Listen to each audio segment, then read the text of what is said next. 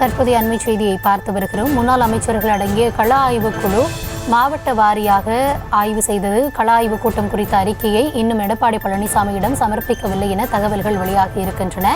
December 7ஆம் தேதிக்குள் அறிக்கை அளிக்க உத்தரவிட்டிருந்த நிலையில் குழு அமைத்து 30 நாட்கள் ஆகியும் இதுவரை அவர்கள் அறிக்கையை சமர்ப்பிக்கவில்லை என தகவல்கள் கிடைக்கப்பட்டிருக்கின்றன. அது தொடர்பான அண்மை செய்தியை பார்த்து வருகிறோம். அதிமுக கள ஆய்வுக்குழு என்ன ஆனது என்ற கேள்வியானது தற்பொழுது எழுந்திருக்கிறது. அதிமுக கள ஆய்வுக்குழு கிணற்றில் போட்ட கல்லா என்பது போன்ற கருத்துகளும் நிலவி வருகிறது. அது தொடர்பான அண்மை செய்தியை நாம் தற்பொழுது பார்த்து வருகிறோம். அதிமுக நிர்வாகிகளின் செயல்பாடுகளை ஆய்வு செய்வதற்காக கள ஆய்வுக்குழு அமைக்கப்பட்டது. 10 முன்னாள் அமைச்சர்களுக்கு தனித்தனியாக மாவட்டங்கள் பிரித்து வழங்கப்பட்டிருந்தது. டிசம்பர் 7ஆம் தேதிக்குள் அறிக்கை சமர்ப்பிக்க உத்தரவிடப்பட்டிருந்த நிலையில் கடைசி நாள் முடிந்தும் இன்னும் அறிக்கை சமர்ப்பிக்கப்படவில்லை என்ற தகவல்கள் கிடைக்கப்பட்டிருக்கின்றன.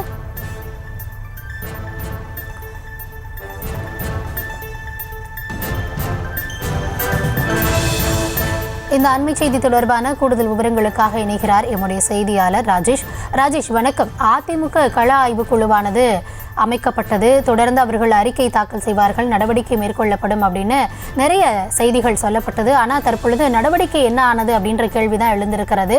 என்ன கூடுதல் விவரங்கள் ராஜேஷ்?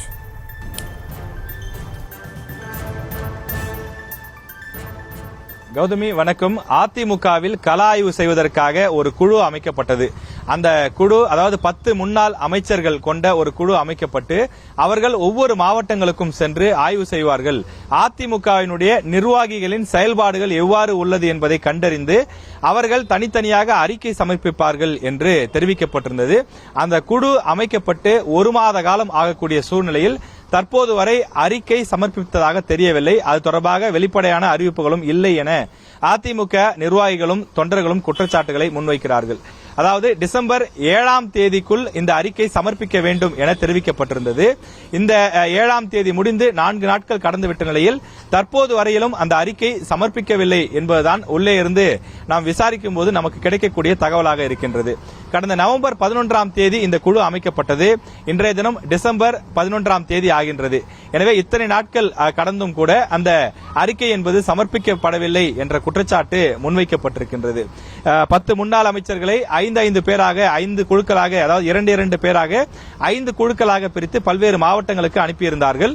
அந்த கள ஆய்வு குழுவில் பல்வேறு சர்ச்சைகள் வெடித்தது. முதலில் திருநெல்வேலி, அதன் பிறகு கும்பகோணம், மதுரை உள்ளிட்ட பல மாவட்டங்களில் மாவட்ட செயலாளர்களுக்கும் கீழே இருக்கக்கூடிய ஒன்றிய பொறுப்பில் இருக்கக்கூடிய நிர்வாகிகள் என பலருக்கும் மோதல் போக்கு நீடித்தது. காரணம், இவருடைய செயல்பாடு சரியில்லை, அவருடைய செயல்பாடு சரியில்லை, இந்த மாவட்டத்தில் அந்த பிரச்சனை இருக்கிறது, இந்த மாவட்டத்தில் சட்டமன்ற மற்றும் நாடாளுமன்ற தேர்தலுக்கு தோல்விக்கு அவர்தான் காரணம் என்று மாறி மாறி குற்றச்சாட்டுகளை முன்வைத்துக் கொண்டார்கள். இதன் காரணமாக பல இடங்களில் கலேபரங்களும் வார்த்தை போர்களும் சில இடங்களில் கைகலப்பும் கூட நடைபெற்றது. எனவே அதிமுக நிர்வாகிகளுடைய அந்த செயல்பாடுகள் எவ்வாறு இருக்கிறது என்பதை கண்டறிவதற்காக அமைக்கப்பட்ட அந்த கள ஆய்வு குழு ஒரு கலேபரமாகவும் மாறியிருந்தது. இந்த நிலையில் பல மாவட்டங்களில் அந்த ஆய்வு என்பது நடத்தப்பட்டிருக்கிறது. ஓரிரு இடங்களில் மட்டும் முழுமையாக நடைபெறவில்லை என்றும் சொல்லப்படக்கூடிய நிலையில இந்த கள ஆய்வு குழுவினுடைய அந்த கூட்டமானது நடைபெற்று முடிந்திருக்கக்கூடிய சூழல் என்றும் வரக்கூடிய தகவல்கள்ல டிசம்பர் 7ஆம் தேதி இந்த ஆய்வுக்குழுவினுடைய கூட்டம் என்பது நடைபெற்று சப்மிட் செய்திருக்க வேண்டும். அதிமுகவினுடைய அந்த செய்தி குறிப்பிலே குறிப்பிட்டிருந்தார்கள், டிசம்பர் 7ஆம் தேதி நாங்கள் இந்த கள ஆய்வு குழுவுக்கான இறுதி அறிக்கையை சமர்ப்பிப்போம் என்று சொல்லியிருந்தார்கள். ஆனால் இன்றைய தினம் டிசம்பர் 11 தேதி ஆகின்றது. 4 நாட்கள் கூடுதலாக ஆகிவிட்ட நிலையிலும் கூட அந்த அறிக்கையை சமர்ப்பிக்கவில்லை என்று அதிமுக தொண்டர்களும் நிர்வாகிகளும் புகாராக தெரிவிக்கிறார்கள். இது முதல் முறையா என்று பார்த்தால் ஏற்கனவே நாடாளுமன்ற தேர்தல் 40 தொகுதிகளிலும் அதிமுக தோல்வி அடைந்திருந்த நிலையில் இந்த 40 தொகுதிகளிலும் தோல்வி அடைந்தது ஏன் என்ற காரணம் தொடர்பாக ஒவ்வொரு தொகுதியிலிருந்தும் நிர்வாகிகளை அழைத்து தோல்விக்கான காரணம் என்ன என்பது குறித்து அதிமுக சார்பில் விசாரணை நடத்தப்பட்டது. அதிலே கரூர் மற்றும் புதுச்சேரி ஆகிய 2 தொகுதிகளுக்காக விசாரணை நடத்தப்படவே இல்லை. காரணம், அப்போது அந்த மாவட்டத்தினுடைய பொறுப்பாளராக இருக்கக்கூடிய விஜயபாஸ்கர், கரூர் விஜயபாஸ்கர் அவர்கள் தொடர்பான வழக்கு, நீதிமன்ற வழக்கு இருந்த காரணத்தினாலே அவரால் தலைமை அலுவலகத்திற்கு வர முடியாத சூழல் இருந்தது. அதனால் அந்த மாவட்டத்திற்கு பின்னர் விளக்க கேட்பு கூட்டம் நடத்தப்படும் என்று அறிவித்திருந்தார்கள். புதுச்சேரிக்கும் வேறொரு காரணத்தை குறிப்பிட்டிருந்தார்கள். ஆனால் அந்த 2 தொகுதிக்கும் பின்னர் அந்த கூட்டம் நடத்தப்படவே இல்லை. எனவே ஒரு பெரிய கட்சி ஒரு தேதி அறிவிக்கிறது, ஒரு கூட்டம் நடைபெறும் என்று சொல்கிறது. அது குறிப்பிட்ட தேதியில் இந்த அறிக்கையை சமர்ப்பிக்க வேண்டும், முழுமையாக நடைபெற வேண்டும் என்று தொண்டர்கள் குறிப்பிடுகிறார்கள். அதே போல இந்த கள ஆய்வு குழு கூட்டத்தை பொறுத்தவரையிலும் கூட இது சென்னை மற்றும் புறநகர் மாவட்டங்களுக்கு இன்னும் நிர்வாகிகள் நியமிக்கப்படவில்லை. மற்ற மாவட்டங்கள் மதுரை உள்ளிட்ட மற்ற மாவட்டங்களுக்கு நியமிக்கப்பட்டு விசாரணை நடைபெற்றிருக்கிறதை தவிர சென்னை மற்றும் புறநகர் மாவட்டங்களுக்கு இன்னும் முழுமையாக இந்த கள ஆய்வு குறித்த அந்த நிர்வாகிகளை நியமிக்கப்படவில்லை.